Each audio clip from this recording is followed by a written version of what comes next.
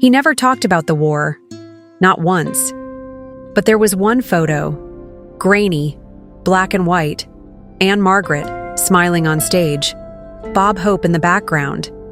To my husband Richard, that photo was everything. Welcome back to Legends in Real Life, where ordinary people meet the extraordinary. This is the story of a Vietnam veteran, a Hollywood star, and the moment that healed decades of silence. A moment that changed everything. Richard, my husband, served in Vietnam. He had been shot by a sniper, but he never liked to talk about it. He didn't brag. He didn't complain. He just kept living, carrying the war with him, in silence. But he did have one story, that photo, taken at a USO show. It brought him comfort, a rare smile.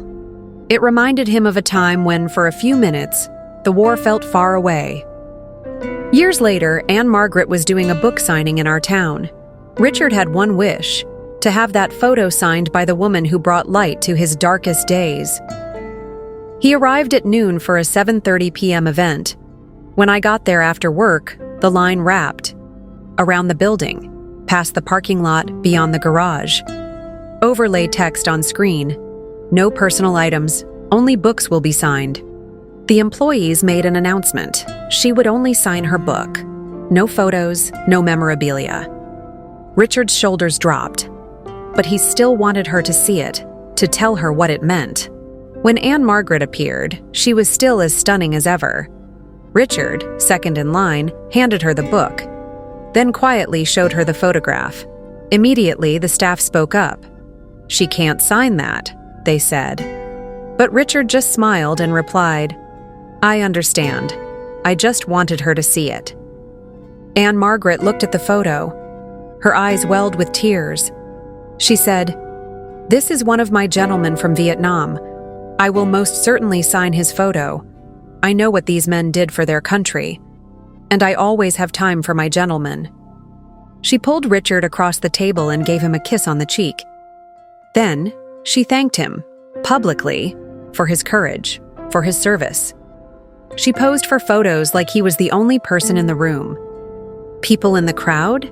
They had tears in their eyes. And Richard? He stood taller, straighter, prouder than I'd seen him in years. That night at dinner, Richard was quiet. Too quiet. I asked if he wanted to talk about it. He looked down, then looked at me, and my big, strong husband, the man who'd survived war, started to cry. He said, "That's the first time anyone ever thanked me for my time in the army." That moment changed him. It healed something invisible. It reminded him, and me, that kindness matters. Gratitude matters. Since then, I've made it a mission to thank every veteran I meet. Because freedom doesn't come free. And too many heroes never hear thank you. If this story touched your heart, share it. Let it be a reminder that our words, our time, our kindness can change someone's life forever. Thank you, Ann-Margret, and thank you, Richard, for being a legend in real life.